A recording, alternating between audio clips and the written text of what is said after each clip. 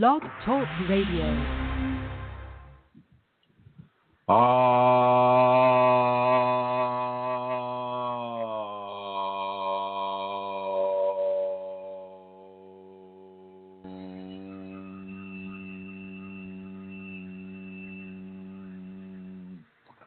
Hello, everyone. This is Chrism, and I'd like to welcome you to this program about your Kundalini awakening, whether it's an activation or an awakening. And I'm just going to jump right into it like we usually do. And so I'd like you to see yourself on the steps of that gold and silver pyramid. This time I'd like you to turn inward towards the pyramid. I'd like you to see the height that you are on the pyramid. Bring yourself all the way to the first step.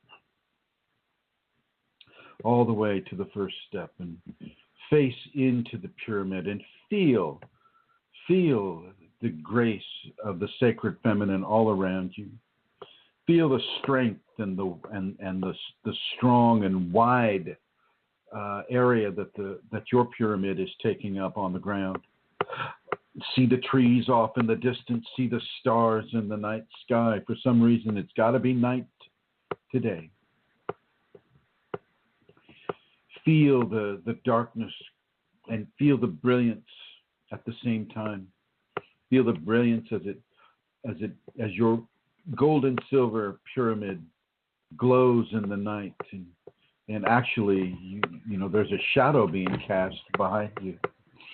Feel the diamond-like stars twinkling above you and bringing their radiance upon you. Feel all of this right now and turn into that pyramid, turn into that Kundalini awakening equation that is within you at the base of your spine, emanating out from the base of your spine and traveling up your spine and out through the top of your head and cascading like the radiance from the stars around you.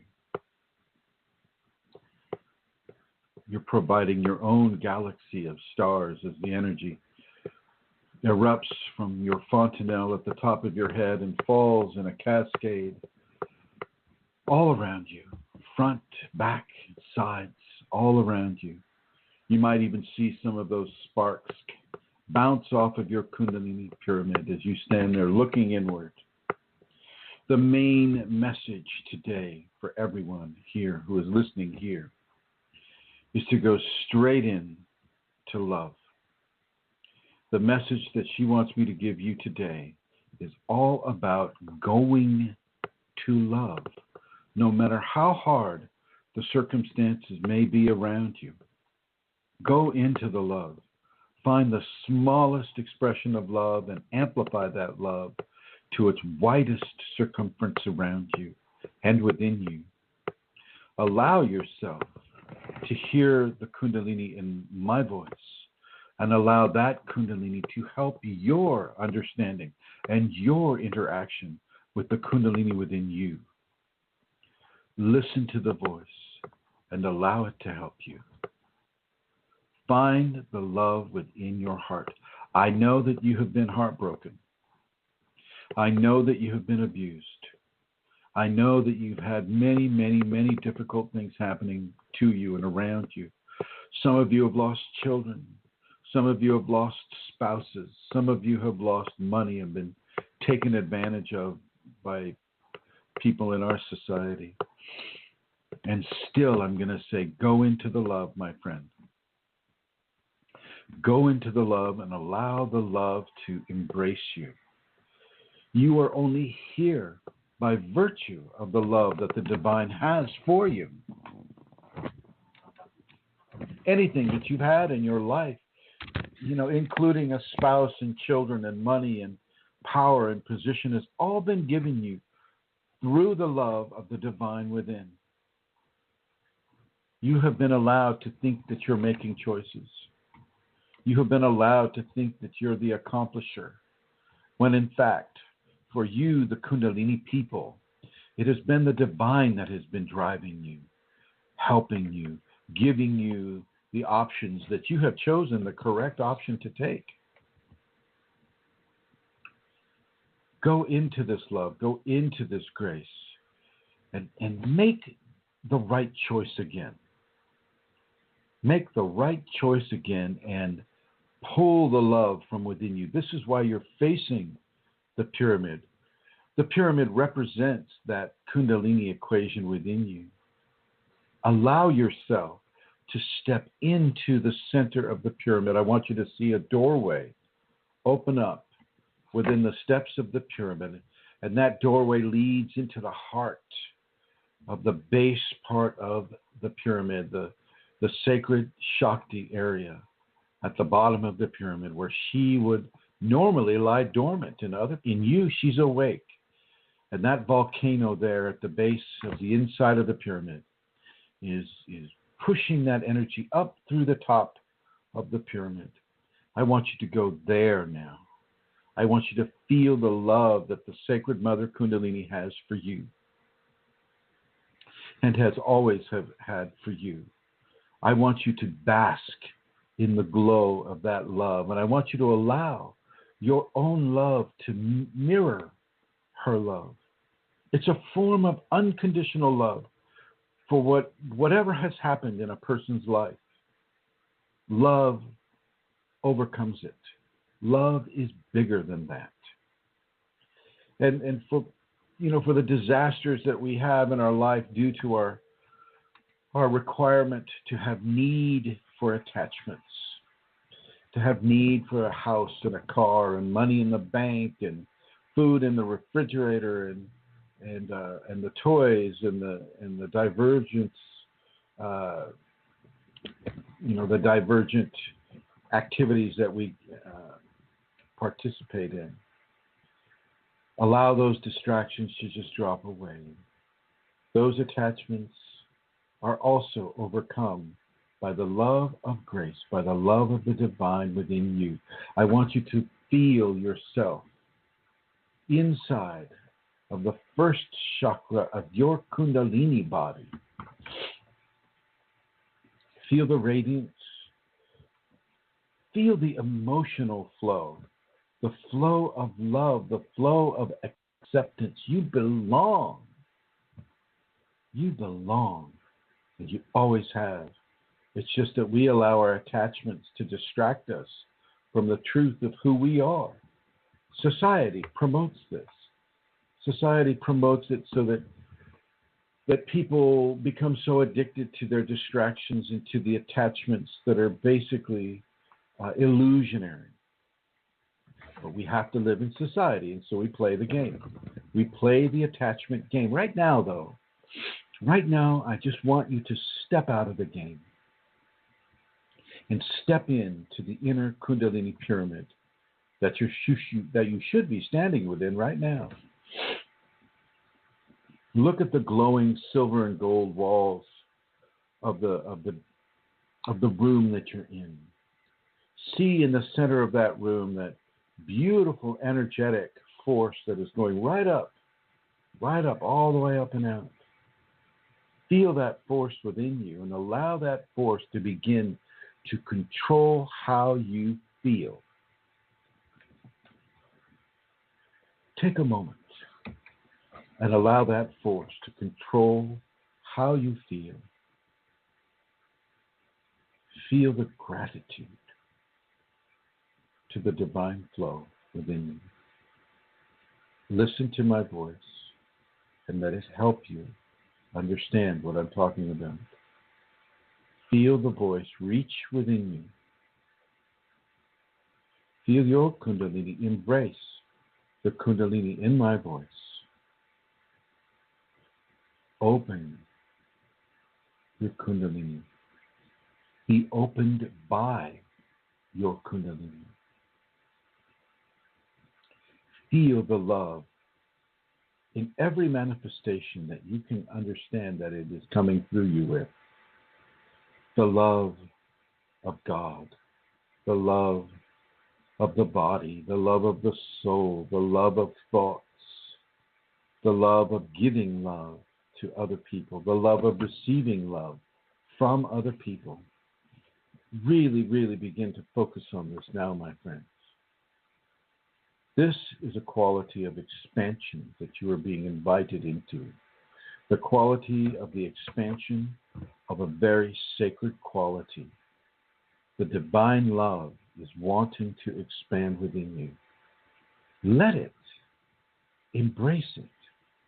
Nurture it. Allow it to flow and expand and overcome any of the barriers and blockages that you may have, or that you may have developed, or that other people have given you, or the situations that you have experienced in society may have fabricated for you. Let the love flow over all those things and take them out of your consciousness.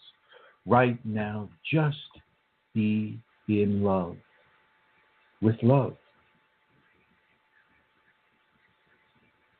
Be in love with love. And you may start to cry. And this is good. This is good. You may go into bliss, and this is good too. You may see all kinds of scenes from your life come up for you, scenes from your childhood, from your teenage years, from your young adult years, from just last year. Let those scenes come to you and just pour the love over them as if you're pouring syrup over pancakes. But you got a lot, you have to like a lot of syrup on those pancakes, because I'm saying drench it with the love.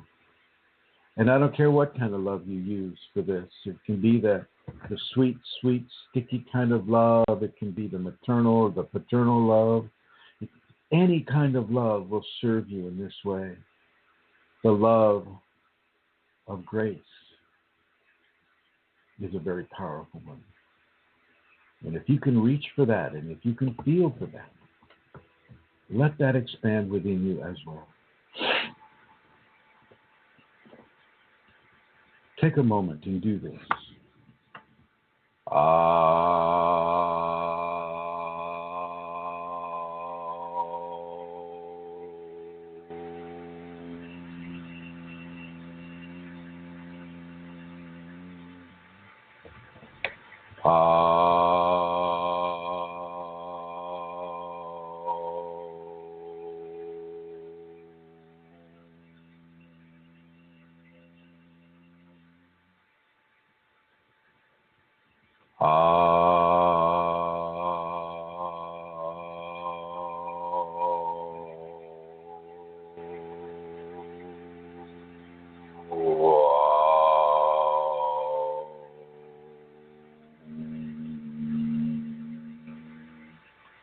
Feel the love come through your ears, into your spine, into your brain, your mind, your eyes, your soul, your spirit. Feel it descend all the way to the base of your spine where you're standing within your Kundalini equation. It is you and you are it, and yet it is aware of you and you are aware of it as singular and blended components of grace. Open your mind, open your eyes, open your mouth. Let it fill you, heal you, guide you, be with you. Love never leaves you. You might leave it consciously, but it doesn't leave you ever. It is what holds yourselves together. It is what allows you to experience the process of youth, is what allows you to feel that you're independent of everything and that the ego must be satisfied. It will take a back seat to your quest for self-identity, and it will nurture you in very specific ways as you are in that level of illusion. For you are love. It is you and you are it. And there is no escaping that except for the level of grace and its allowance of you to fabricate a separation that is supported by the society that you're living in right now. By even being on earth, for the most part, not completely, but for the most part, by even being on this planet around other people, there are certain programs that are being initiated upon you that strive to form a separation between you and your divine grace. Right now, you can set that aside. Right now, there is no separation. You are not separate from the flowers that you're walking by. You are not separate from the trees or the grass or the dirt or the clouds or the stars or the sun. You are at one with everything through the love of the divine, which is everything. If you do your research on the Kundalini, you will read people's experiences at being in love with everything, at one with everything, with every dust particle, every asteroid, every cell in a fish or a bird or a mammal or a plant or a fungi, everything. The totality of the many, many multiverses are expressing through you right now. You just have to learn to recognize it and learn to accept the love that recognition can open you to. So stand in the middle of your Kundalini pyramid, your equation of grace, of divine grace upon this world. Stand there and walk into the energy that you see there going up through the top of the pyramid. Step into that flow and let that flow wash away your insecurities and your fears. Let that flow, that energetic flow that you see and that you're feeling now as you walk into it, let that flow calm you and heal you and love you and hold you. Feel the expansion of your energy as you stand in that flow of Kundalini, for it is most certainly flowing through you right now.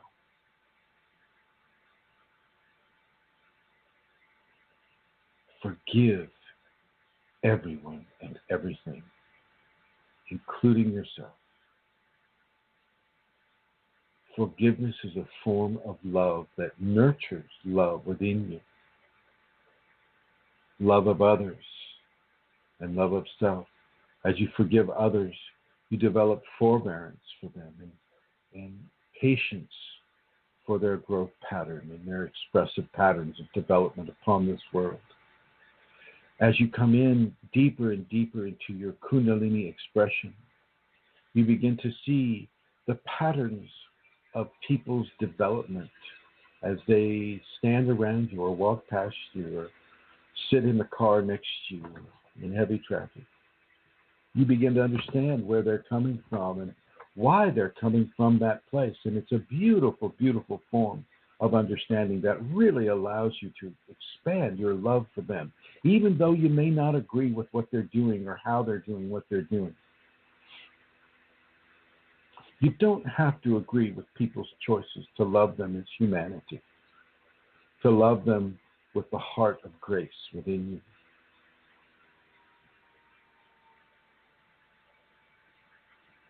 Turn to the right as you stand within that flow of energy, going from the bottom of the central part of that pyramid and out through the peak, out through the top and into the cosmos. You are at one with that sacred illumination, that sacred beam, that ray of light, that ray of love. You are at one with that. And let that be your truth.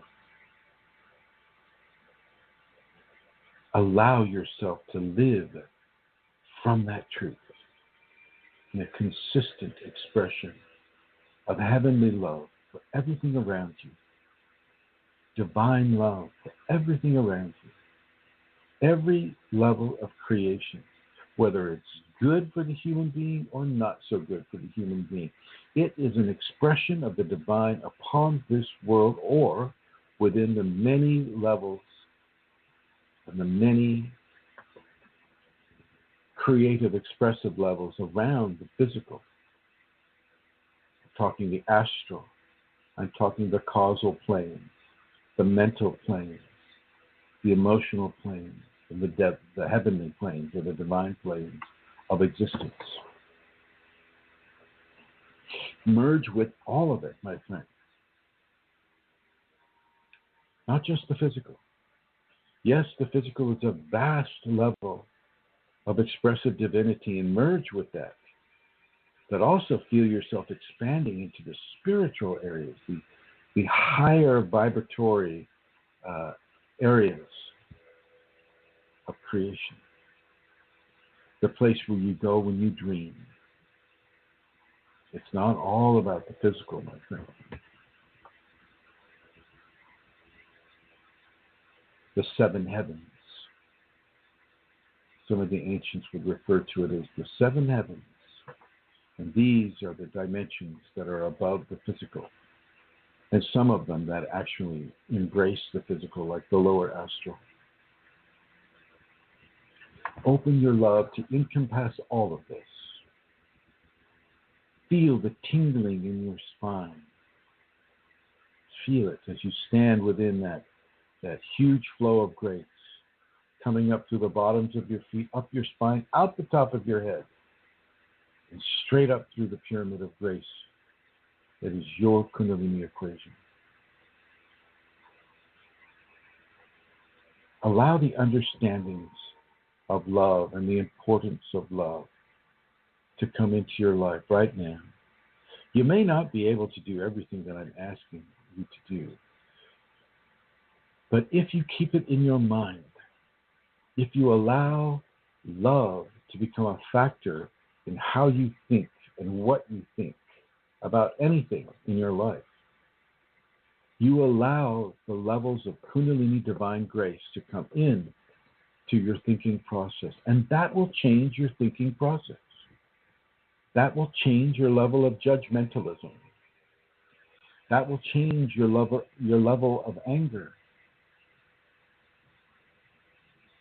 That will change the way that you respond to other people being judgmental or angry with you or competitive with you.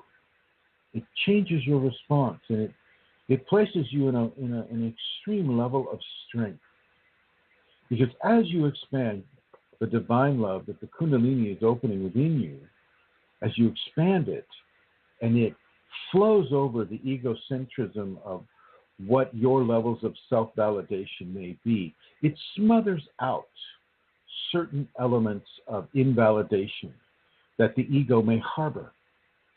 And as the love flows over those invalidations and fears and self-judgments that the ego may have, it replaces it with a level of strength and wisdom. And you become very capable. And that strong level of capability begins to express itself in ways that allow you not to be hurt by the interactions that you have with other people in different stages of development upon this world and in the society where you live. That condemnative soul that is looking at you because it's, infested with an entity, or they just have a malevolent thought pattern, you can easily forgive. You don't know them. You don't know them from anybody. They may be angry at the whole world. And their malevolence does not affect you any more than an angry baby on TV would affect you. You understand? You see, can you raise yourself into this position of grace?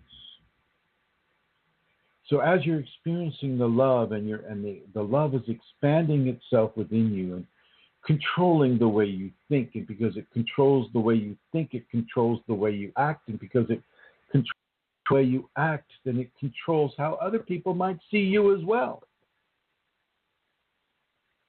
You understand that everything is energy here. Even corporeal bodies are made of energy. And when the energy that a corporeal body exudes into the environment is changed through the divine Kundalini, other people will feel it. And they will feel that love. If you're harboring love, if you're nurturing love within you, they will feel that effect upon them. It will just feel good to be next to you. It will feel good to touch you. It'll feel good to look at you.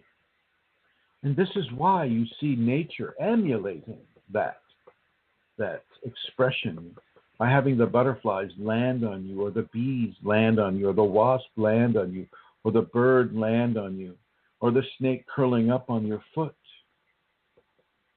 This is how nature teaches us to emulate the effects of grace upon our bodies. Nature is such an amazing teacher. Nature equals the Shakti, Kundalini, which equals the Sacred Mother, which equals Mother Nature. Whatever term you use for the environment and its creative life around you, that is the Sacred Feminine. That is the Sacred Shakti, if you want to use the Sanskrit Shakti term. The Sacred Feminine. Allow yourself to be taught by nature. As nature lands upon you and gives you the grace of no longer having the fear of humanity that it does with others that are around you that are unawakened.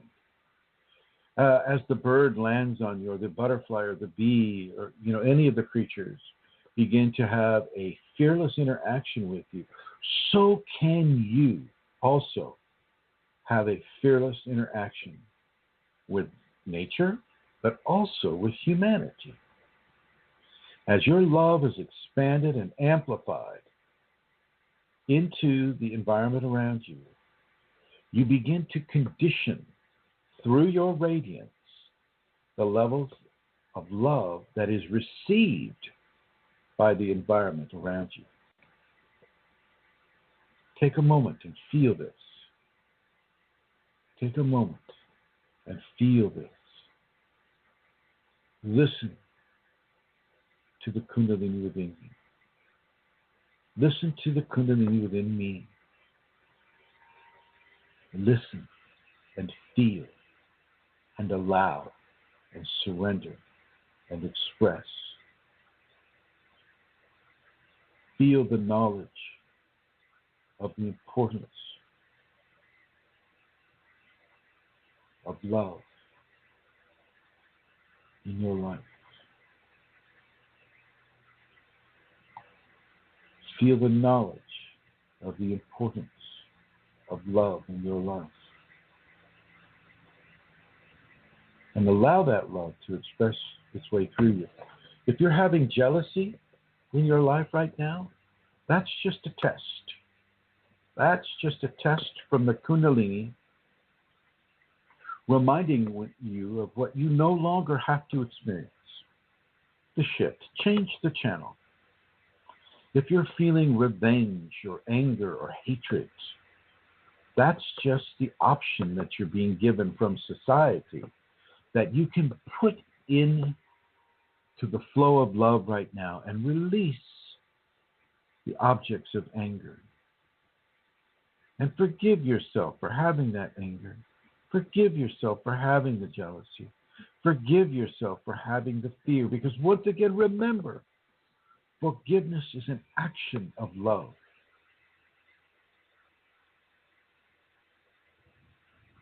Forgiveness is an action of love. And this is why it is so helpful within the Kundalini equations. So extremely helpful. It will heal you. It will heal your physical body. When you're in levels of anger or fear, jealousy, or rage, the body tightens up. The muscles tighten up. The body goes into stress. It goes into a form of a long-lasting shock to its system.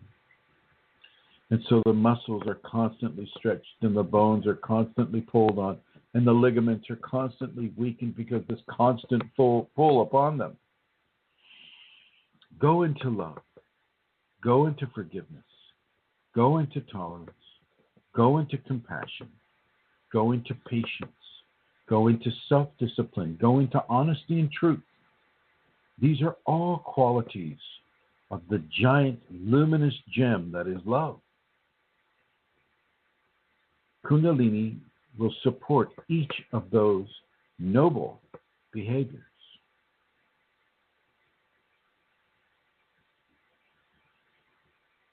So now come out from under that flow, from within that flow, at the center of the bottom part of your pyramid. Come out onto that first step.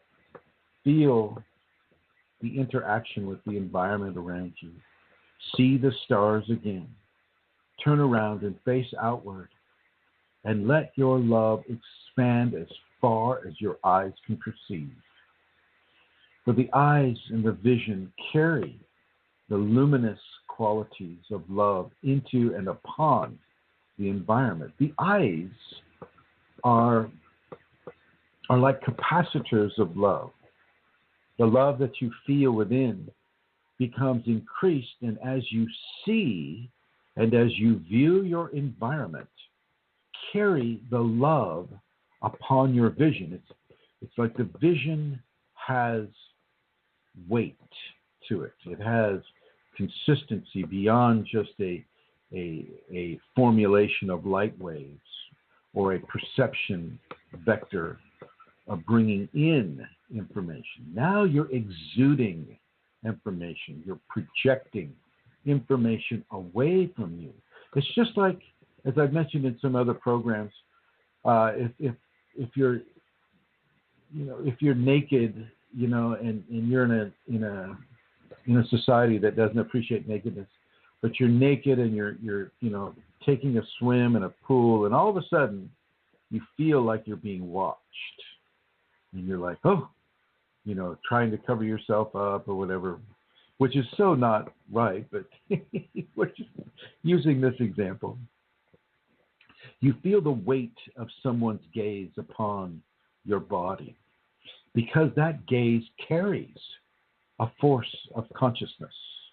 And when you stand on that lower step of your Kundalini pyramid equation and you look out at the farthest distance all around you, you carry the consciousness of love to where you see it. And you can even carry it further than where you see it.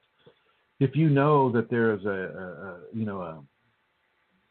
far distant land, and you hold that resonant frequency of that far distant land within your mind, and you see it with your inner eye, you can project the love there as well.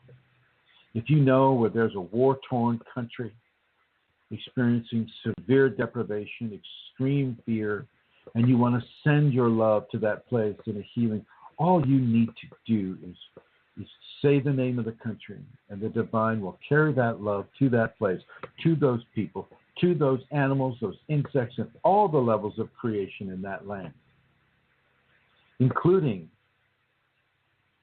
the consciousness of the combatants.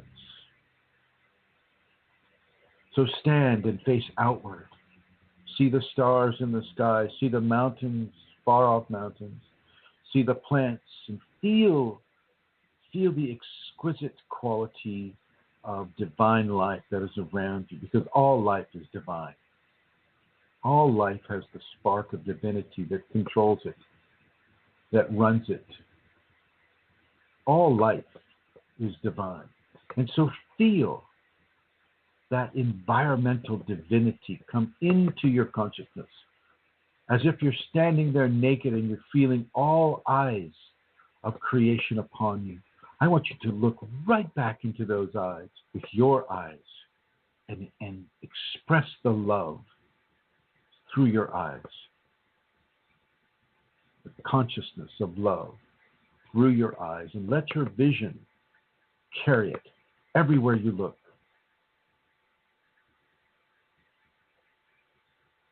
Kunalini rides on the vectors of love. She wants you to do this. Take a moment and do this.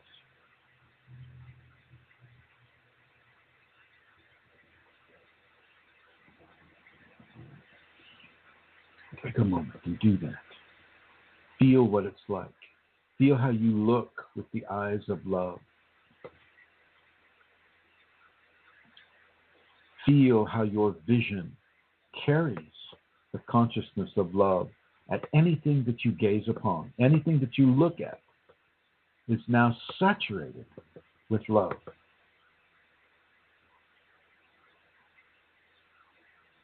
Saturated with love. And it doesn't mean that, you run over to the bear and you try to give it a big hug, because it may not understand that. It just might, but you've got to appreciate, and you've got to have a level of understanding about the nature of things, the nature of the creation that you're extending your love to. And through that appreciation, you need to honor the instincts of the life around you. So just because you have the Kundalini doesn't mean that you go up to the rattlesnake and you try to kiss it on its nose. Not that you would. But you know what I'm saying? It has consciousness, and it has its own self-respect. And you need, through your love, to recognize that respect and the respect of its space. You can look at it with the eyes of love, but you don't need to manhandle it or human handle it. Not all of them are so appreciative of that.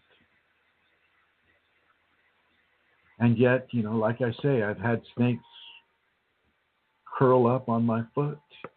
I've had birds land on me, take food out of my fingers, butterflies, bees, wasps, spiders. They all know you when the divine is pouring through you. They trust you. And in many ways, I'll suggest that you begin to trust them. Look at the lessons of love that nature has to teach you. Look at how the mama bear, will cuff the little cub to keep them from danger, to correct them. And this would be similar to what people do with their children. Sometimes they need to be cuffed a little bit, spanked, or my mother used to take me by the ear, drag me away from whatever I was doing that was endangering myself. This is not wrong. This is a lesson of grace, because we come here as children, we come here kind of blind to the rules of the road. And sometimes, the rules of the road require a less than gentle teaching. Look at nature. Look at how the eggs of nature are protected. Look at how life feeds on the love of life. Look at these areas. I would like to introduce my co-host at this time.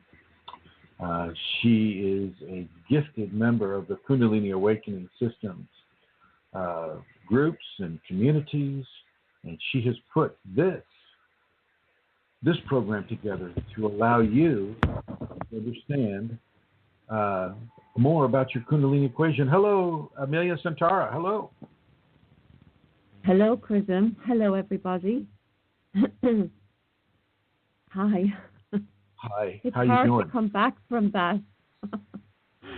I'm doing good. You can still stand on that pyramid and send love to the direction. It's amazing when you say things, that you said throughout that visualization there with your voice.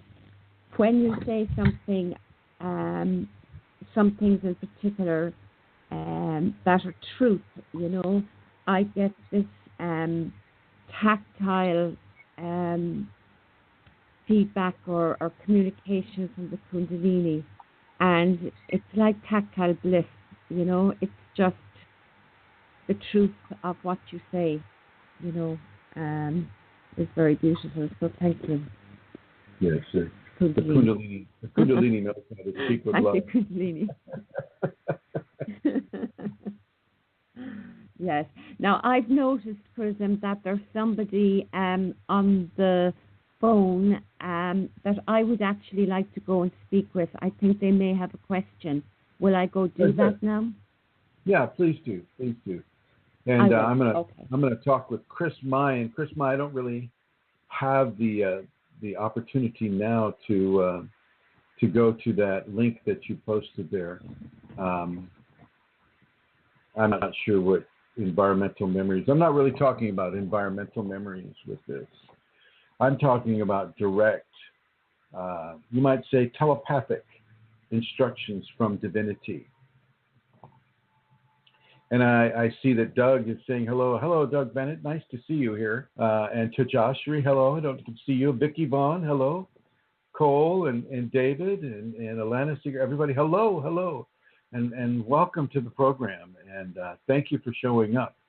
I know that Manisha, it's probably like 2 or 3 in the morning over there. And just as an aside, Manisha, I got your package. Thank you very much.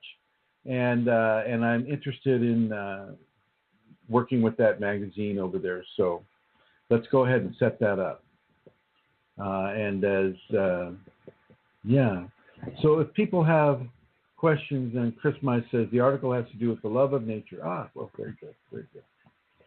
Then that is quite appropriate to what we're talking about. I'd like to welcome everybody who is calling in right now. We have some callers, and I'd like to welcome everybody who is listening to this program in the archives, the future people that are coming into their present moment, that they listen to this, and they listen to the Kunalini coming to them and through them. And Vicky, hi. So if you have any questions, or if you'd like to call in, the call-in number for people would be area code 347-934-0026. And that's area code 347-934-0026.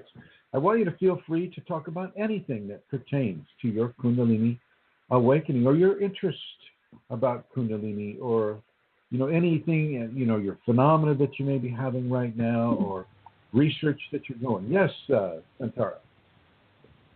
Hi, Chrism. Well, you've got a gentleman called Tyler that would like to speak with you. He hasn't listened for a while and would like to speak to you about some questions around the phenomena that he's having. Very good. We'll bring Tyler on. Let's see. I guess it was.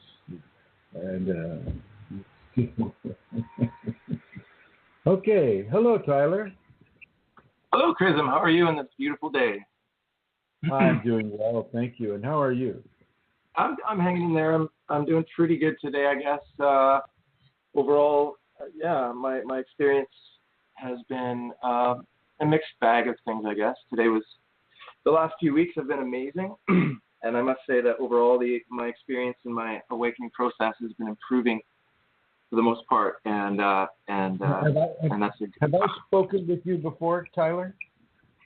We used to chat on Facebook, on email and things, and eventually I think you ended up blocking me on all fronts, so I was no longer able to contact you or talk to you anywhere. So, yes, I thought so. Yes, you had the 2 bombs in your ears, and you had the Nazi flag on your forehead, I believe, right?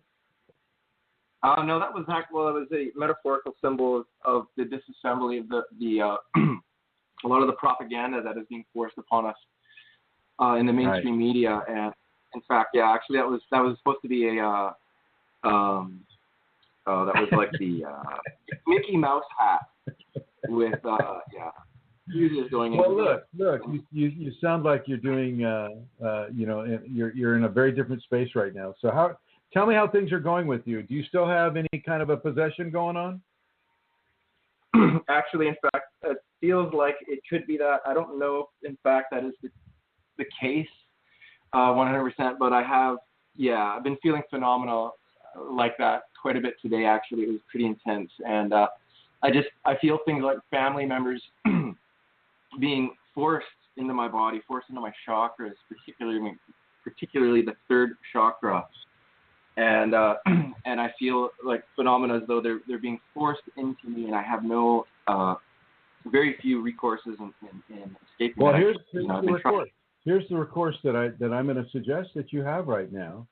If you feel they're being forced into any of your chakras or any of your body in whatever way whatsoever, I want you to fill that area with love.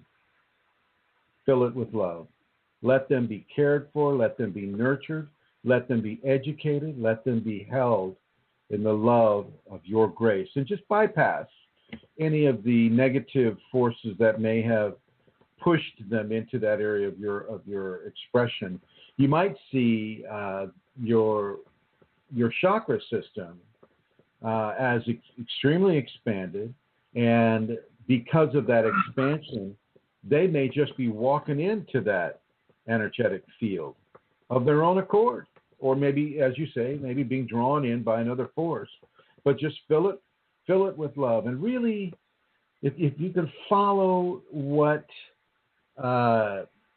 like say the third chakra. So the third chakra it's a masculine chakra, and the sacred male comes through the cosmos, through the solar arrays, down into that chakra. And so feel a strong, beautiful, benevolent, loving, masculine grace come into those family members, and allow them really to be healed in a masculine way, as they come into that. Do you think you can do that? I certainly can give that a good try, and see about doing that. I've tried so many things, and I'm open to that, so I definitely will consider doing that for sure. Yeah, it's been a few. I suggested, and for you, my friend, it's so interesting that you're calling up. This is so amazing. I want you to go ahead and I want you to email me on kfireforall@yahoo.com, okay? I haven't blocked you from that. Okay, I was trying there, and it was saying that the emails were bouncing, so I don't know what's going on there. If that's KFIREFORALL @yahoo.com. And I'm going to give you another constructive recourse for some of the parasitical actions that may still be occurring for you, okay? I'd appreciate that very, very much. Very much. Yeah. But you sound very cogent and coherent, and I'm happy to hear from you. Yeah. No. Thank you so much. I've been doing pretty good overall, and I've been practicing a lot of your techniques, your Huna power prayer, which is one I recommend everyone. If they haven't done that, if you YouTube that, yeah, the Huna is amazing.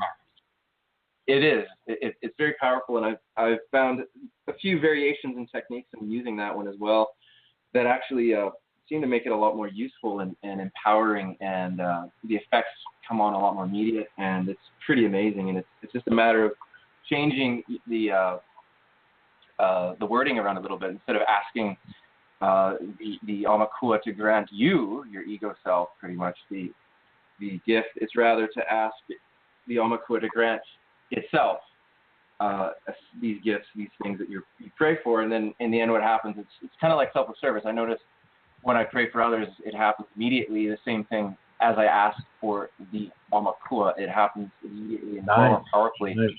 And I begin to notice that you are pretty much that. You are that. Well, I think it's wonderful. I'm just going to give our listeners a little bit of background on you, okay? Go ahead, yeah. Yeah, everybody, this is Tyler Vincent, really strongly Kundalini activated individual that he immersed himself into a war zone about 4 years ago, I think, and there's a lot of heavy entity energies that float around war zones, and these entities, his Kunalini allowed these entities to possess him, and it was a very, very, very, very difficult journey that he is he has partaken of since then. And I really feel strongly that he's coming out of it, even as I speak to him now. Can you validate anything that I just said there, Tyler? Yeah, well, I don't know if it was entities or Kundalini or other things, because I know the divine can control all that and does control all that and uses them, I guess you could say. I mean, like, if he allowed it. So I don't know.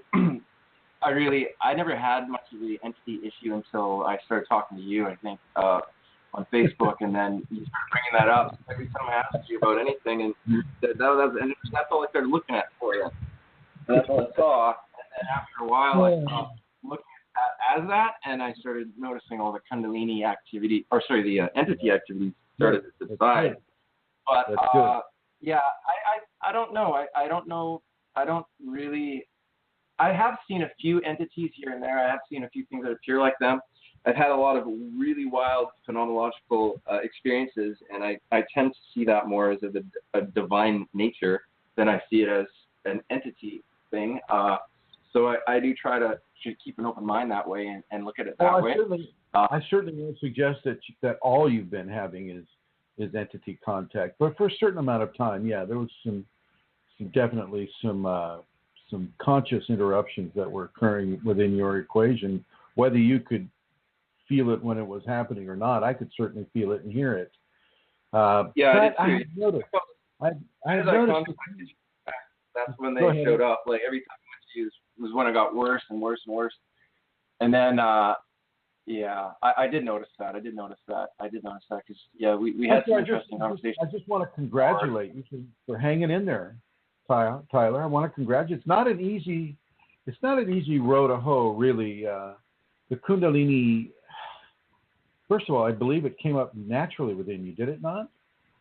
I had a spontaneous awakening. I had no idea what it was, probably for about 4 or 5 years prior to, or during the activation, after it was activated. And I came across your website or your YouTube videos, and that's the first time I even knew what it was called, at least in Hindu terms. And Right. And basically, I had a teacher prior to the awakening who was very much active in the had this Kundalini going on for about 50 years now, in fact. And he had a spontaneous awakening as well. And he was talking about it here and there, but he never made that the pinnacle of his discussion. So I didn't really think of it as that or know it as that, but he did mention it once in a while. And he mostly just talked about God, the divine. And so for me, it was a pretty powerful experience in learning, some of the different ways of looking at this force and how people see it and what they call it.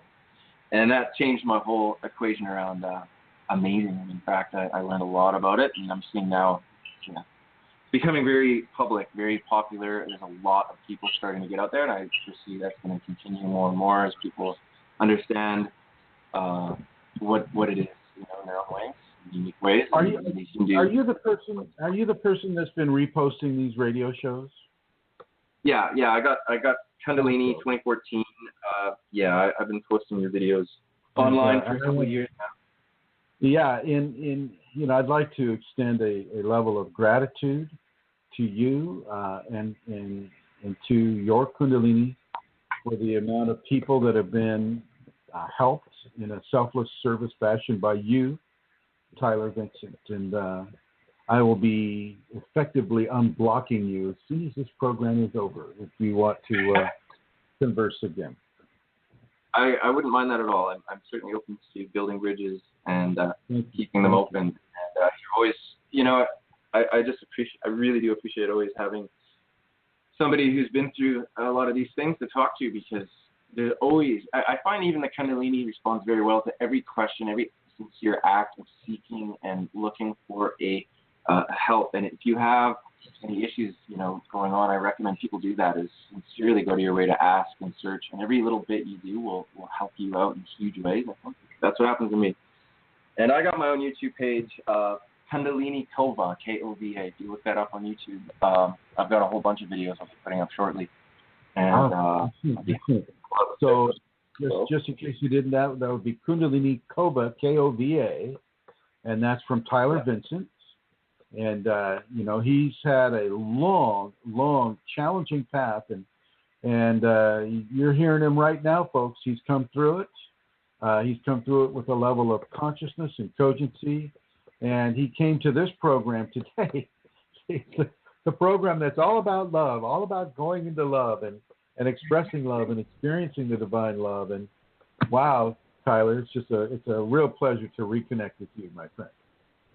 Well, I'm really grateful for that, and I'm honored, and I am glad to be of service and to help you out in whatever ways I can. And I appreciate very much all of the good work and the service you provide to people, and the words that you spoke today are going to resonate out there in the ethers for infinity, I'm sure, and a lot of good people out there are going to take these words to heart and have a much more beautiful life because of them. So I'm grateful and for that. They will resonate because of the selfless service that you do as well, Tyler. Now let's see. So how do you feel in that third chakra right about now? It's kind of tense. I feel like there's an energy. It's kind of milky white, and it expands outwards from the inner chakra into the rib cage, and it can be very, very tight at times, and very, very. This actually is normal. This is a form of an abdominal kriya.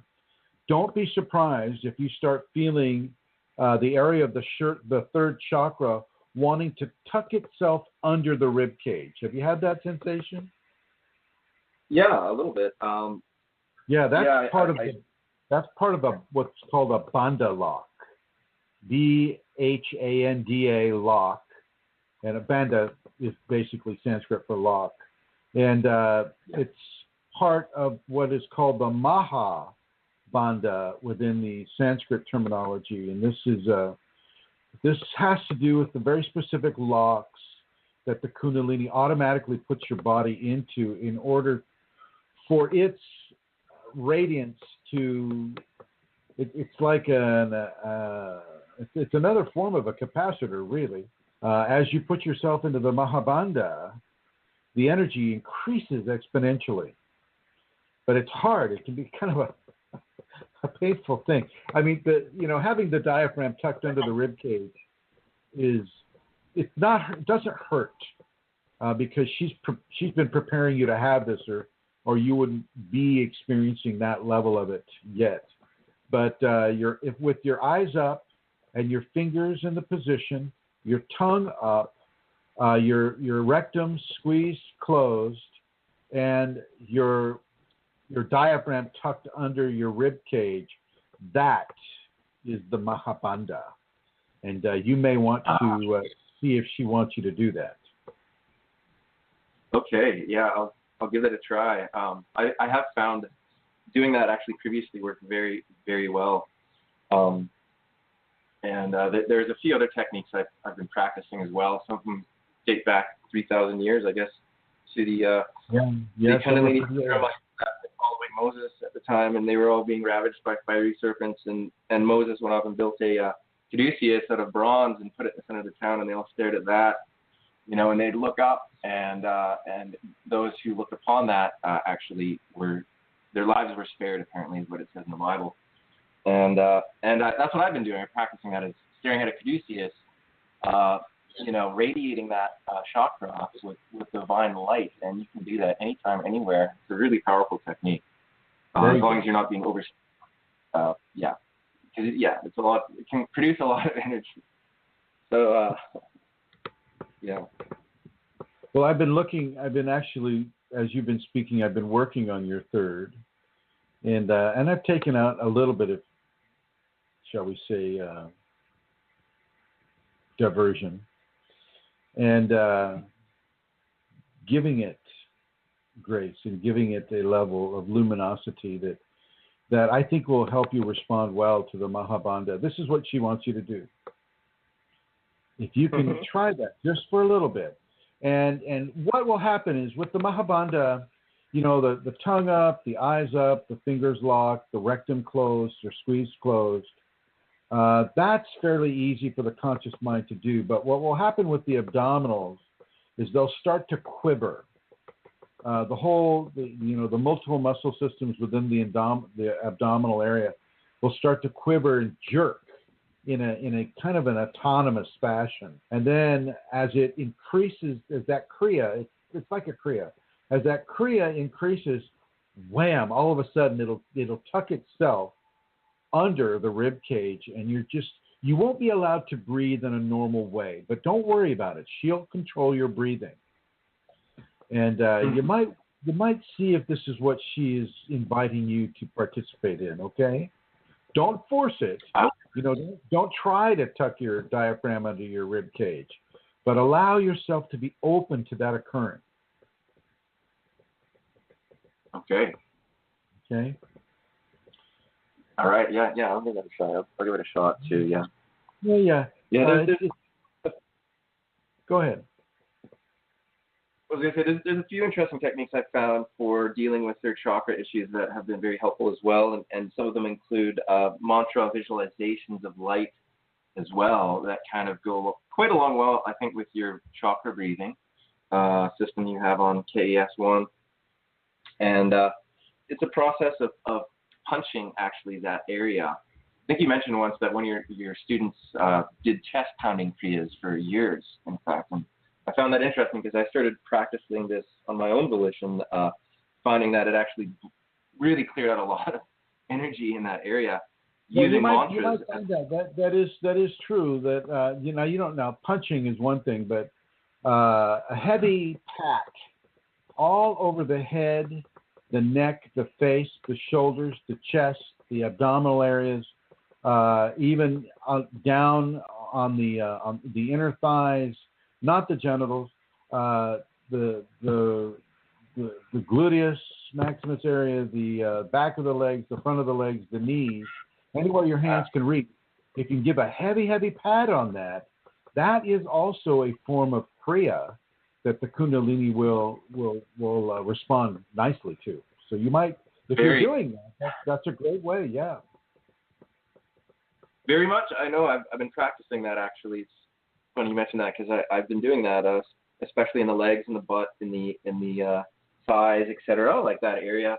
Doing a lot of yoga, a lot of stretching will take away a lot of fear. It will take away a lot of anxiety, self-image issues, that kind of thing. You can touch your toes and really stretch into those areas. That first chakra, which may contain a lot of fight, flight programming, that can be removed through those kind of kriyas. And I've been doing that, and I found slapping myself like that in those areas really dislodged a lot of that energy and cleaned it up in amazing ways. Yeah, that's stuff that it's really, and especially the top of the head. You might try it on the top of the head and the face as well. Not punching, not punching. A strong pat, you might say, but certainly not a punch. Okay. Okay, I'll try not to abuse myself too much. Yeah, I will. Yeah.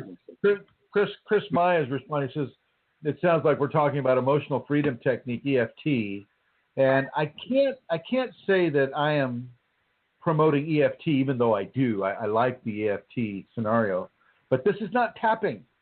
This is a fairly heavy pat that you give with your hands and your fingers closed together.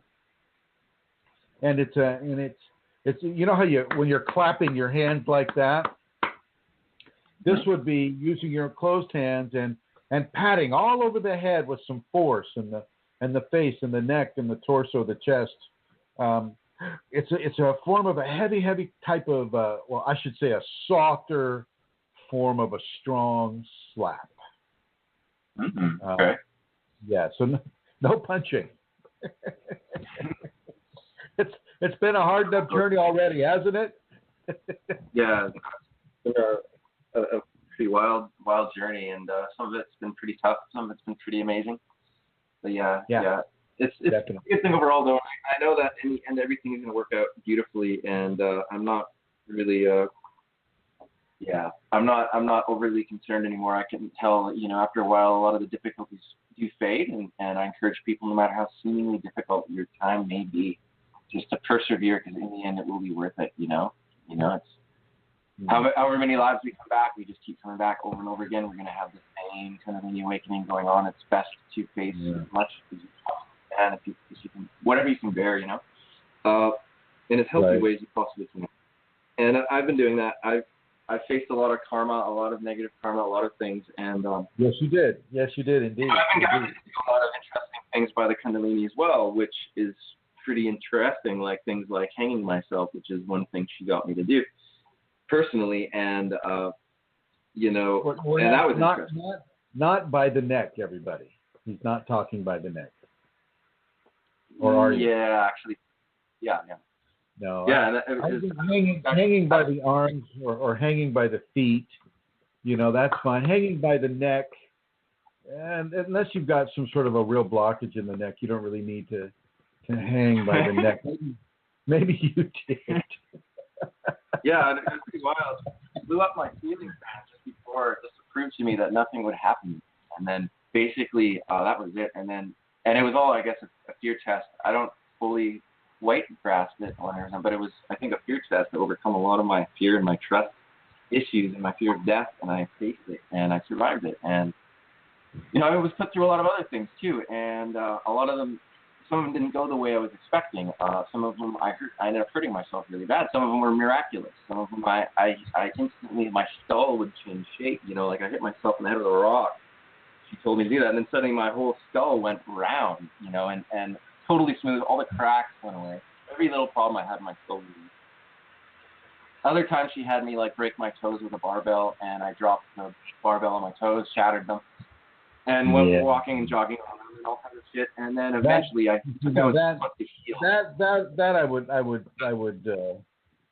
would put into the entity realm of, you know, that would be Yeah. I'll ask my Kundalini me, was that an entity, my Kundalini me, or was that you, please? And bypass all entities, all demons, everything, please, and speak to me right now and tell me for real, absolutely, whether or not that was you 100%. On behalf of God himself, almighty, and all that is true and holy right now, did you do that to me? Yes, I did do that to you. And I made you go through that, and I put you through that for a reason. And so I just want people to know to be careful and not to do things to harm themselves, because that's not a very smart move. Good. Thank you. Thank you for that. That's absolutely true. Well, my friend, nice to reconnect, and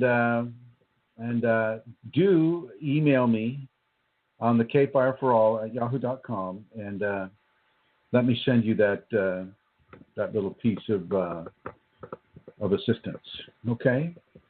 Thank you so much, and I really appreciate your words and all your service and the beauty and the love that you share, because they're very big help out there, and I don't really know anyone in this world who is doing such a great service for people who are going through this. So thank you so much, and to every one of you who are, in fact, engaged in that in whatever way you are, all your service and every little bit you can do to help others and like-minded souls, you know, will go a long way to make this planet a more beautiful place. So thank you so much.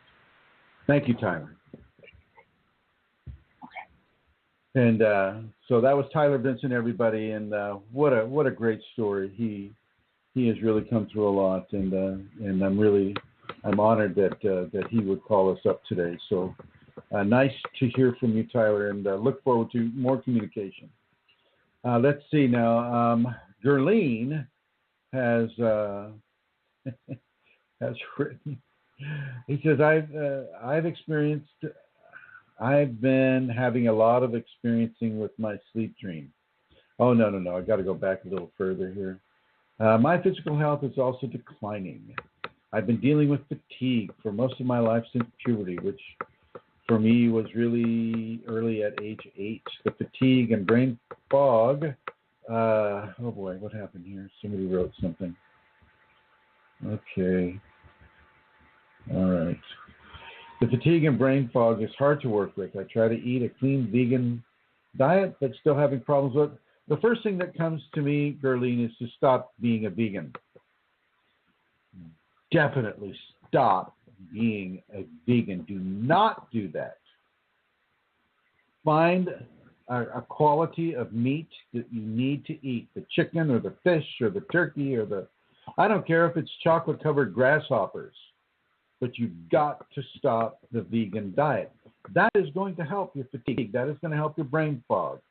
That is going to perhaps begin to reverse the declining health that you're having. Veganism is more of a disease than anything else. Let's see, continuing on here. And Gerline continues, I've been having a lot of experiencing my sleep dream. I remember all my dreams and feel that I'm living more in my dreams than in this reality where I'm depressed and not doing much. One of the things about vegetarianism is that it represents a stationary, energetic expression, whereas a more of an omnivorous type of approach with eating includes the action of running towards or running away. When the hunt is hunting, so let's just use a wolf. When a wolf is hunting, the wolf is running. It's chasing. It's strategizing. It's planning. It's a very action-oriented scenario. And as you begin to take in the compact proteins that comprises meat, you begin to take in some of the more activity-based essences that are within the experiences of the hunt. And so I will suggest once again that as you change your diet, you change away from veganism. I do not support veganism for Kundalini people. Actually, not even for normal people. It's a very egocentric and a very egotistic way of looking at your diet based upon a person feeling sorry because it has a face or eyes. Well, let me tell you, plants have faces and eyes too. So don't think that you're getting away from murdering life, with all the judgment associated with that word. You're not getting away with not being a murderer when you're eating plants. Science has proven that. Okay, science has proven that. So you need to get behind your holy science there. You need to eat some meat, and you need to have the B vitamins and certainly the B12 in your case, and all the minerals, the magnesium, the salts, all of these things that are comprised in life, consuming life. And so this is really something that I'm going to suggest that you partake of, Gerline. It's going to change everything for you. And Gerline continues and says, I find that helping others is energizing. Are you of service to others? Well, I strive to be. And thank you for writing in to the chat group here. And Chrism, I understand it's hard to do anything when you're depressed, he says. I understand that. And Samtara speaks up here. She says, Gerline, she just said something about writing. And then Cole is coming in with, can B12 be low even if it shows up okay on a blood test? Typically, your blood is not going to lie to you. So if you're having, if you're feeling, like low energy or things of that nature, something else is going on. Perhaps not and it depends on how it shows up as okay. Is it towards the low borderline? Is it towards the high borderline? I mean, you got to look at the panel and then look at the patterns that they give you, what they assume to be is normal in the normal human body. And so Gerline, this is going to be difficult for you. It's not easy to change, especially if you've been a lifelong vegetarian or vegan. And I know Centaur doesn't have any experience in this area here. She's just, this is new for her to have to go from being a vegan vegetarian to a meat-eating, face-consuming, carnivorous omnivore, right, Centaur? Yum, yum. That's right. Yes, that's right. It is indeed. Yeah, I mean, I ate meat all my life, but when I was a vegan, I was a very dedicated one. And, Yeah, it's not easy. The ego finds it hard to go back and eat meat. It does. Um, and I agree with what you said as well, just about the B12 Chrism. There's a big range of normal. So it can be normal, but you need to ask what's your actual number, because you can be at the low end of normal. I mean, it's a huge range. So I wouldn't just accept that. If your hemoglobin, like if your iron and all of that is normal, but you're feeling all the symptoms like what Berlin is describing of somebody who's anemic, well, you can be anemic through B12. So check what the number is and see if you're at the low end of normal. Now, Gerlene continues. She says, "Thanks for answering. I've been," or he or she, I don't know. It seems, I don't know if that's a girl's name or not. He or she says, "I've been vegetarian my whole life and do not feel right eating meat at all." Well, I think you need to change what you qualify as right and wrong. And Atlanta Seeger's been vegan for all her life too, I guess, and is asking if she takes methylcobalamin, B12 supplements. But I think that, eating meat would be the way to go for Gerlene. This is what I'm being given to say to him or her. And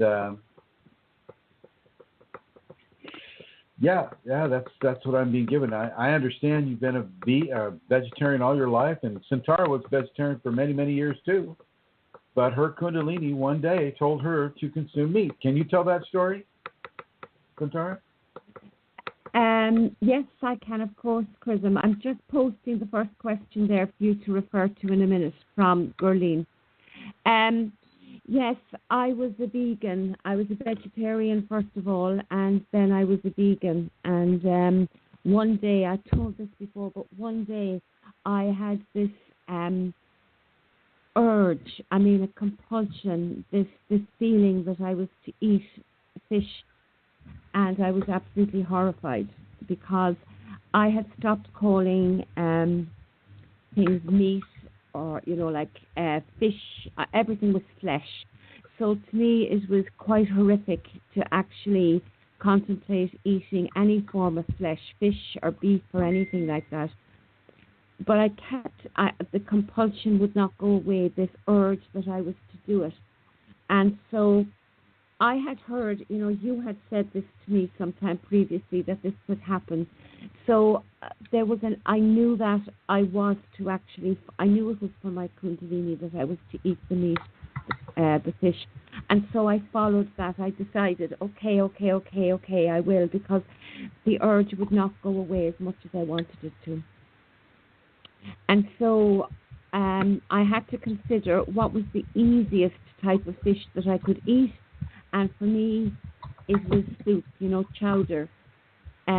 So I got a bowl of chowder and I sat down and I was with a friend, a Kundalini friend, who was, totally amused by the whole thing because she could understand the conflict that I was feeling. Anyway, I put the spoon of chowder into my mouth, dreading it. And from the moment that I tasted it, it was orgasmic. It was absolutely amazing, the taste of it. And I knew that was what my body needed. And I knew that I was correct to surrender to what Kundalini was giving for me to eat. And then I ate fish for some time after that. And the Kundalini pulled me in and out of that, as well at times. Recently, I ate some beef, which I haven't eaten in a long, long time. So I really, if you listen to the Kundalini will most certainly direct people to eat meat and to eat flesh. And she directs people too, of course, to become vegetarian for a time. I mean, you're saying that also, aren't you? I'm amazed, Centaura. I mean, maybe this happens to you. I don't know. When I say that plants have feelings, or that plants feel when they're being, ripped from the soil and thrown into a boiling pot of water, people just kind of that doesn't resonate with them at all. It's just like, oh, well, everybody eats plants. They don't feel. And because they don't have eyes, a nose, and a mouth, and they don't scream, does that mean that they don't feel? What do you think? No, absolutely. Plants of consciousness. It's just, and they absolutely do, and they communicate with each other. And in the same way that, you can feel the consciousness of a tree or something very large. Also, small little plants right down to cress, the salad cress. There's consciousness in that. It's just a different form because it doesn't have, eyes and that a face, as you say. Doesn't mean that it doesn't feel. It does. It does. And so when eating plants, we also have to give gratitude because they're giving their life for us as well, I mean, it is a form of life, without a doubt. Yeah, just this whole idea that people think that they can get around killing and consuming life because they're not eating an animal, to me, is just silly. Even Alana Seeker says, but you are killing more plants by eating meat, all the plants that the animals ate. And, it just goes against the understanding, the divine understanding of how life has been set up on this world. Life has been set up on this world so that it feeds off of itself. Life feeds upon life. The plants take nutrients from the microorganisms in the earth. The animals eat the plants.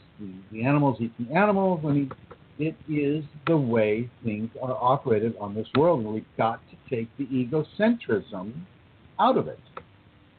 Or, a highly sensitive person is going to have some of the problems that Gerline is having right now. Forcing themselves to be vegetarian because their culture demands it. You've got to be willing to step outside of the parameter of what the culture you live in insists is the right way to be. Especially when you're talking about Kundalini phenomena, Kundalini infusion within a body. Period. And it doesn't mean that you always have to be carnivorous or that you only need to eat meat. You can do like what Santara's done. She pays attention, and she eats meat for a little while, and then she gets the intuition or the instruction to go back to being a vegetarian. Notice she didn't go back to being a vegan. Did you go back to being a vegan too? I eat meat ethically, though. I mean, as much as I possibly can. I mean, what you were saying earlier about the hunt and all of that, I feel that there's real truth in that. And I mean, some of the farming practices that are going on in the world now, I certainly would not support. I will not eat chicken. She says nothing like the factory farming happens anywhere else in the world. This is true. True. I don't agree with factory farming at all, and I don't believe in the harvesting of the oceans the way these great ships that go off the various coastlines and just like pull in all species of fish, even the ones that they're not going to consume, kill them, and throw them back into the ocean. This is so bad. This is so bad. That's right. Our factory, farming fish is horrendous as well. It is. These farms for fish, it's so wrong, I mean, if you have the opportunity in the culture that you live in, now I know in India they don't eat the cows, and so that's probably not going to be an option for you. But you'll have deer. Deer may be an option. Fish may be an option that you go out and catch yourself, or you buy from a fresh fish market. I mean, there's no easy way to kill anything.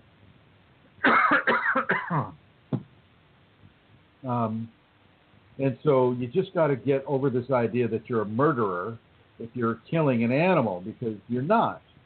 You're not a murderer. I mean, I've got these German Shepherds right here, and if we're all murderers, then so are those German Shepherds. And let me tell you, these two dogs are the nicest, most sweetest, loving animals you'll ever find.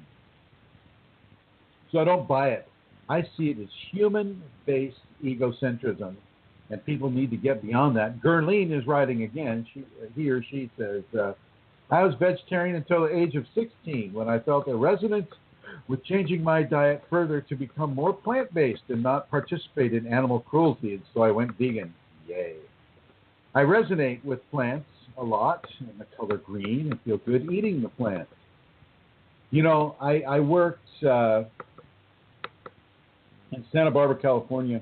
I worked for a mental institution that was taking care of autistic children, and I had one of my patients was named Mitch, and Mitch would go out and Mitch would get on his hands and knees on the lawn out there, and he'd get out on his hands and knees, and he'd bring his ear right next to the ground, and we were all kind of, you know, I'm looking at him and I go, okay. I say, hey Mitch, what are you doing? What are you doing there on the lawn? And he said, I can hear them scream as he pulled the grass from the ground. So Gurleen, I mean, you can feel great about the color green and feel good with eating plants, but they scream just as loudly as a deer or a rabbit or a fish or anything else that has a face and eyes. And so it's just a level of what you choose to allow to have consciousness for you. What level of life you choose to decide is relevant to your eating comfort, I guess. To me, all life is worthy of gratitude and of consumption. As you eat, so does that life force come into you. As that life force comes into you, so does it go into your Kundalini. As it comes into your Kundalini, it is literally in the arms of grace, in the arms of the divine. So Kundalini people, I want you to eat meat. If your Shakti, your sacred feminine, is telling you to eat the meat, then I want you to eat it. If she tells you to become a vegetarian, not a vegan, but a vegetarian, then I will suggest that you do that. And I've never, ever, ever, and you know, maybe Centaur has a different experience, but I've never, ever heard the Shakti go, oh, you must become a vegan.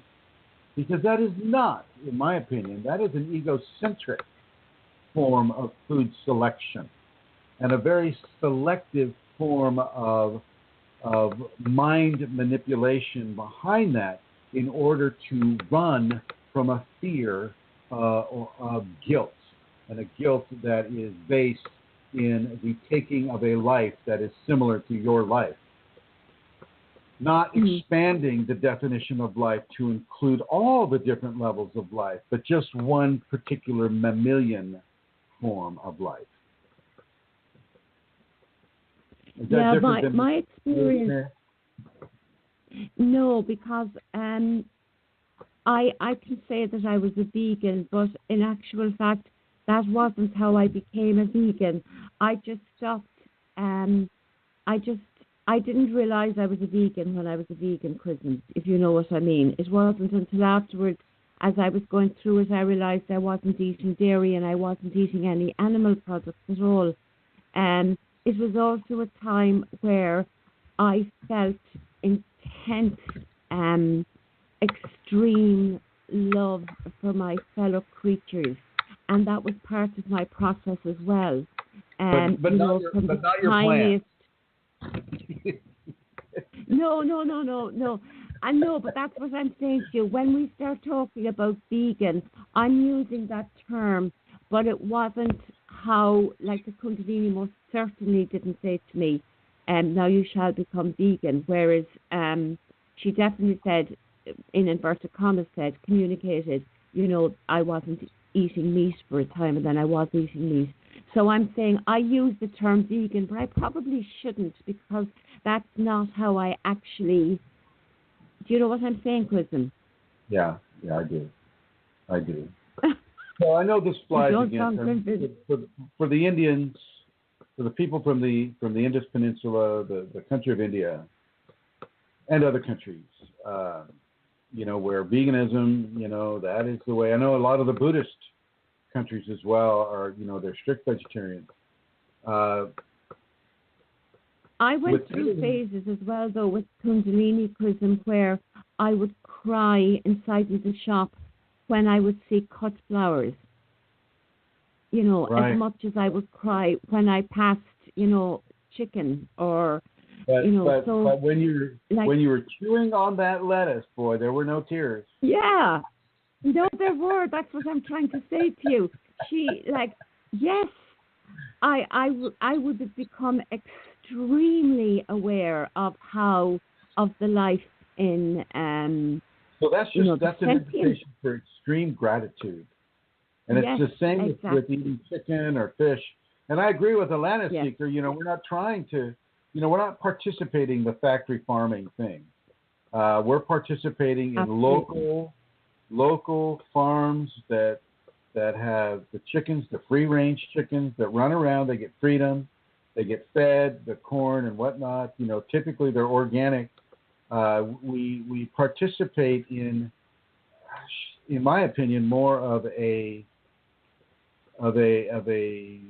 natural attitude towards eating, rather than cutting the beaks off of chickens so that they lay their eggs. It's just like horrible stuff. Yeah.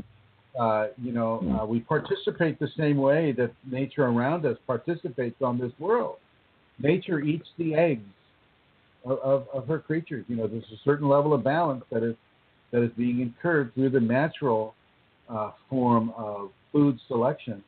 And we are not above that. Humanity is not above that. We eat seeds of plants, which are the eggs of plants.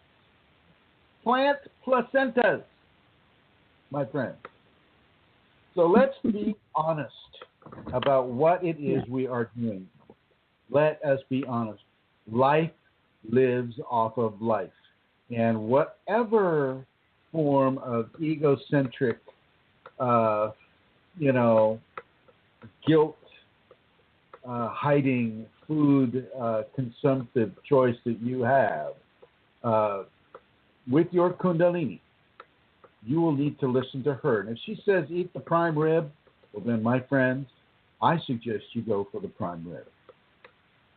And I don't eat prime rib myself, but if my Kundalini came in and told me, eat that prime rib, well then I would have no choice. And I would do my best to be extremely grateful to the animal that provided that prime rib for me. Okay. I'm ready for some questions. You're ready. Okay. So, Chrism, could we just, I'm going to post in the chat room there, and the very first thing that you were asked by Gerline that we missed because so many people were contributing, because I think it's an important one. So I'm hitting send now. Okay, here it goes. There you go. Lordy. This is from Gerline.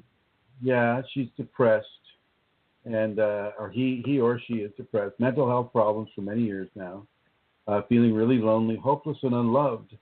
I feel really lost, even though you're saving all those lives by not eating meat. I can understand how this would occur. I'm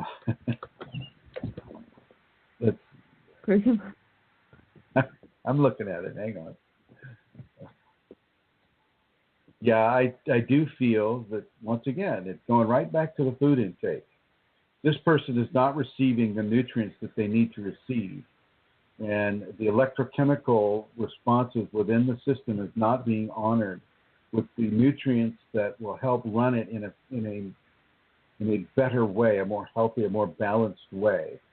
Egocentrism is being forced upon a physical system that requires a different form of food intake. And as this food intake is dealt with in a different fashion, the depression will be released. The mental health problems will be released. The feelings of loneliness and hopelessness and unlove and being unloved will be released. You've got to take your ego out of control of what it is you consume. Period. There is no way around it. But I know, your culture says no. Your stomach says no. Your taste bud says no. Your ego says no. And so you need to decide, is Grace going to call the shots of my life? Is Grace going to control my life? Or is my ego going to control my life? And therein, you have the choice, Kunalini. You have the choice. Over. Okay, thank you, Chrism. I suppose just before I go to the questions, sometimes I feel, because I know quite a few passionate vegans, sometimes it's almost like a religion, you know, where there's a conditioning of behavior and things that, you know, sometimes we need to stop and just look at that and open ourselves, because sometimes we're closing off an aspect of our own essence when we get overwhelmed, and when we cut off a part of ourselves that needs to communicate with this part of our existence and our essence. So I would just like to say to Kunalini as well, to just open herself or himself to considering, you know, going beyond plants to nourish the body and nourish all the mechanisms and the cells and everything in their body. What you can do is you can bake a loaf of bread in the form of a chicken, and you on that little chicken, okay, you could put some M&Ms for eyes and some little sprinkles for a beak, and start out that way. Well, yeah, I mean, you don't have to eat a cow, you know, but I mean, yeah. Anyway, so it's a big deal and it's a big step, and I just hear what you're saying, and it feels to me as well as if what you're saying is really good advice, as much as Kunalini will probably think it's not. So I suppose I'm thinking, please listen and open yourself to that. People don't like to hear what I'm saying about that. They don't like to. It goes against their cultural values. It goes against what they've been raised with, and it is a human contrived conception of food intake based upon guilt processing through the killing of another species. And you'll notice that the wolves and the tigers and the lions and the sharks and the whales and the dolphins and the chickens themselves do not harbor such guilt. So there you have it. Emulate them. Over. Okay, thank you. So we're not going to get through all the questions, but I'm going to start with a couple that came in from into the inbox that are not from the group. So I'm going to ask you the first one. How does a soul, a dead person, decide to be reborn in a particular family, place, time, or country? Karma. Typically, the soul will have karma with those family members. Not all the time. But typically, the soul will have some sort of a karmic responsibility or karmic ribbon or tie to that family. So you can become your daughter's daughter, or you can become the father of your grandfather. And typically, you know, the souls will work it out amongst themselves. I frankly don't feel that kind of an attachment with my family, my personal family. Nobody there has Kundalini. Nobody is even close to having that. And I think that the vessel was chosen from a woman and a man who could complete a level of genetic dispensation that would allow the producing a body that would be able to house and hold the Kundalini as it awakened and activated within that person at a young age, at a very young age. So in that sense, you know, it was a body that was specifically selected for a specific task. And I feel that also happens to people as well. But for the most part, as pertaining to the question, it's typically a karmic development and a karmic agreement to stick with a family ancestral line. Over. Thank you, Chrism. When a person appears in a dream, is it due to subconscious of dreamer or will of person appearing in his dream? What? Say again? Yeah. Ask. When a person appears in a dream, is it due to the subconscious of the dreamer himself, or is it the will of the person who is appearing in the dream? Is this a Kundalini Do they person impose? asking? Yes, it is, Chrism. So they're using terms like subconscious? It would seem so. Well, it can happen in a lot of different ways. It can be your Freudian pseudo-psychological response of the subconscious bringing that up for you. Let's just use it in a sexual context because that's what Freud was really into. So in a sexual way, yeah, if you're lusting after a person in your life and then all of a sudden you dream about that person, well, there you go. That is what I think would be an idealized subconscious variable of physical expression within the dream state. Okay. The next question. Some known and unknown woman appears in my dream and we have intercourse. Most of the time they take the initiative, but we don't ejaculate. Would these dreams hinder my fluid retention? We don't ejaculate and there's two women showing up? Is that right? Well, how many guys? This is from a gentleman. I'm just reading the question. So he doesn't ejaculate, and I'm assuming yeah. Would these dreams hinder my fluid retention in actual life? With the what? Say again? You're laughing, aren't you? I can tell you're laughing. I'm not. Would these dreams hinder my fluid retention in actual life? It could. It could. But if the person isn't losing the fluids in the dream life, well, you're probably not going to lose it in the awake life.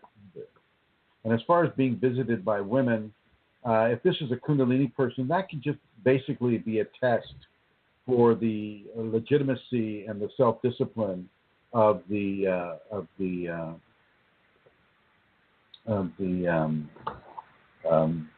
brahmacharya. To use the Hindu term. How would that work? The celibacy.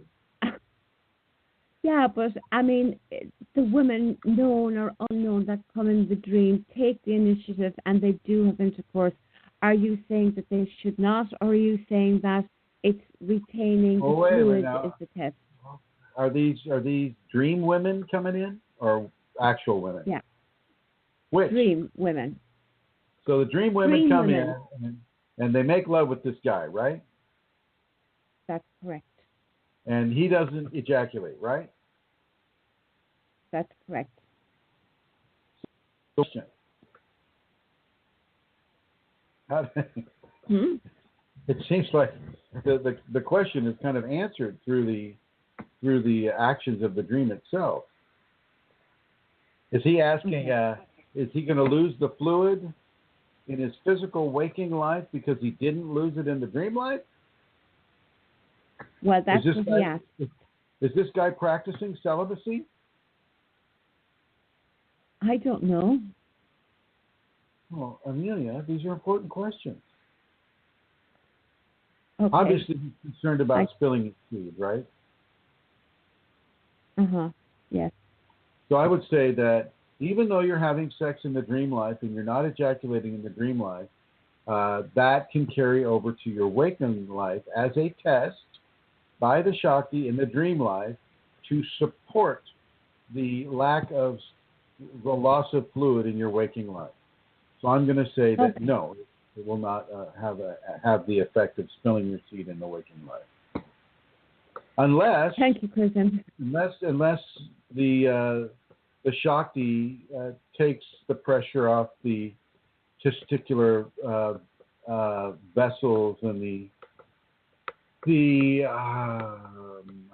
different microtubules within the testicle and the vas deferens of the male. She can automatically release the pressure by releasing sperm in the sleep state without any kind of an accompanying orgasm, which would be a healthy pressure release controlled by the Kundalini itself. Thank you, Chrism. Sir, in last radio show, you guided how to control lust. How should a person control anger, desire, attachment, jealousy, greed, and arrogance? Through self-correction and forgiveness. Thank you. The next question is, I never did this meditation and I'm sticking to the safeties. Merkaba is mentioned a lot on the internet and I'm curious about where it originated from and how some enlightened people talk about it, yet others call it dangerous. What is Merkaba meditation about and does it fit into a Kundalini context?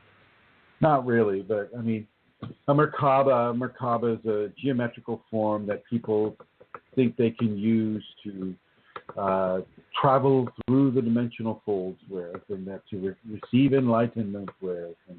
And it's basically an exogenous form of hopeful meditation.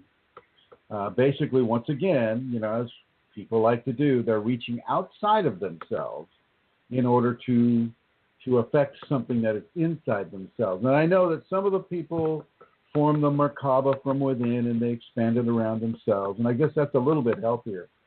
But within a Kundalini context, it is not necessary. And I would be surprised to find any enlightened people that had, used the Merkaba meditation to achieve enlightenment and the various goals that are within the expectation of enlightenment.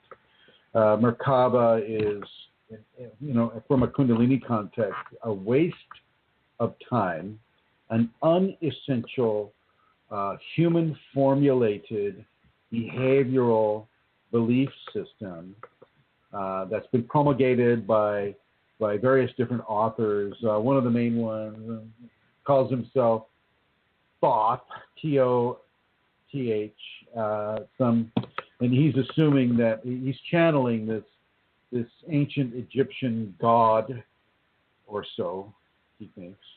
In my opinion, he's channeling an entity. Anyway, so he put out 2 or 3 books out there that talk about Merkaba meditation and rebirthing and all of this stuff, and I just find it to be a exogenous or an outside-oriented ego kind of control, but not as badly as some of the other systems. But it's not necessary to Kundalini at all.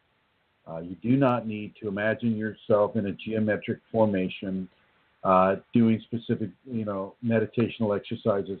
You can just be a person sitting on a chair with your feet flat on the floor, no legs crossed, your fingers in the Gyan Mudra, your chin slightly tilted towards the chest, your eyes up, your tongue up, and saying, I am at one with the all that I am, and boom!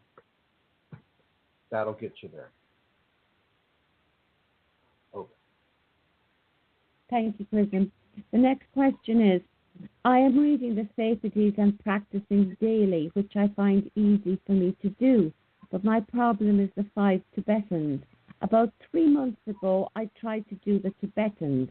I know Chrism says to start with 5 of each, but my ego took over and I did 21 of the first, and it felt so good my ego said, keep going, so I did.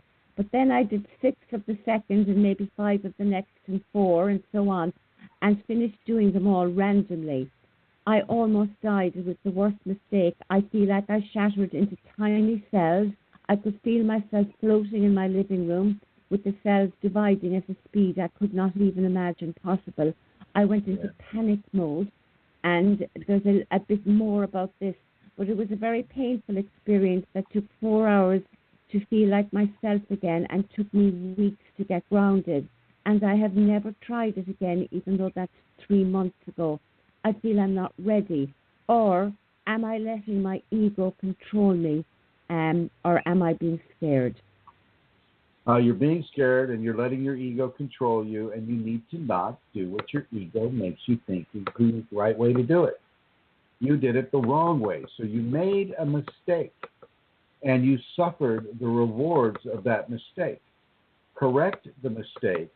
Do 5 or 6 of each one in the way that it was designed for you to do, not the way your ego told you to do, and you'll be fine. Over. Thanks, Chrism. I hear movement, this is from the groups now. I hear movement of planets determine the happenings in the world at large. So how do these affect the Kundalini awakened or activated being? What? Say again? I hear movement of planets determine the happenings in the world at large. I remember that. I don't agree with that premise at all. The planets do not determine your future. They do not determine your past. They do not determine your near future or your recent past. The planets have their own thing that they're doing, and they don't necessarily impact you. I know that astrology is a little different. We're looking at the zodiac and things of that nature, and there's some planetary influences within that. But once again, it is not sealed in stone, and I don't think that a person needs to start off with the premise that the planets have direct influences over our lives, and how does the Kundalini handle that? Kundalini will come to you regardless of what planet you've got in ascendant, regardless of what quincux you might be having with planets. Kundalini knows what to do, when to do, and how to do with any given individual, with whatever astrological sign they may have. Over. Thank you, Chrism. So there are a couple of more questions, but I'll hold them over for next week. So before we finish, I would... Oh, Ask okay. one. Okay, so the next question then is, is there the so-called lower Kundalini and higher Kundalini, and what's the difference? That's a perfect question to ask. No, there isn't. Over. Now, if we can go ahead, I'm going to put Rosemary on. Okay. Rosemary, do you have announcements to make, my dear? Yes, I do. Thank you, Chrism. And what you're referring to is our next seminar here in Minnesota, in which we welcome people from around the globe, across the country and other countries. It will be October 28th and 29th, and Joey and Katie and I are working on our plan of action to get the word out to people here. And again, it's going to be in Mankato, which is about an hour south of the Twin Cities. And we have some details to work out yet, and we're getting to that. So was thinking today of the benefits of my seminar and how what I have in my life now I have because I began that Kundalini life with a seminar. Totally a guidance, because I had heard the word once. I read an article of yours about service in the Edge magazine here in town, and I said, oh, okay. And I arranged my schedule to go. And then my second wise decision was to stay connected to you as your student. And I'm grateful for all of that guidance. And when you said today about listen to your Kundalini, I was thinking I don't seem to do that as much in my life as I wish I did. I just kind of run by what I think I should be doing next in my life, But those times it was clear, not at the time though. I mean, I just did it. I had heard the word once. I didn't know what this was, but a huge gift to me in my whole life. So thank you, Chrism. Thank you very much, and thank you for that announcement as well. And Santara, if you could make Manisha's announcement. I will, of course, while calling all Europeans and the rest of the world, you're very welcome to come to Berlin on September 15th, 16th, and 17th. And Manisha is organizing it. It's going to be a 2 to 3 day seminar with Chrism, and we would love to see you there. So you could drop an email to manisha@postio.de, and you will also find information at Kundalini seminars and events with Chrism, and that's the page on Facebook. You can just go there, Kundalini seminars and events with Chrism, and you can contact Manisha via that. And I'd also like to give another announcement, and that is if you want to make a donation to support the work that Chrism does, to support, all the groups and everything that he does for Kundalini people, well, then you can make a donation at www.kundalinisafeties.com, or you can also go to www.chrism-kundalini.blogspot.com. And thank you to everybody who has donated, and thank you in advance to everybody who is in a position to donate and will be doing so. There are my 2 announcements, Chrism. So see everybody next week again. Thank you. And do you have any last words, dear Santara? I have no last words. Thank you, Chrism. Okay. All right, everybody. I'd like to thank everybody for joining us today. I'd like you to remember the teachings of love that the Kunalini gave you earlier today. Stand at the foot of your pyramid, your gold and silver pyramid, and look out upon the land, upon nature, upon society, upon human beings. And with your eyes, as you see them, give the love from the grace that comes from the base of your spine to your heart, to your eyes, and out into the environment. And I want to thank everybody for joining us today. I'd like to thank everybody for asking the questions. Gerline and Lannis and then Tyler. I'd like to thank Tyler for calling in, and Rosemary and Joey and the other callers that have come in. I'd like to thank Amelia Santara, for forming this program. And I'll go ahead and end it the way I started it. Thank you, everybody.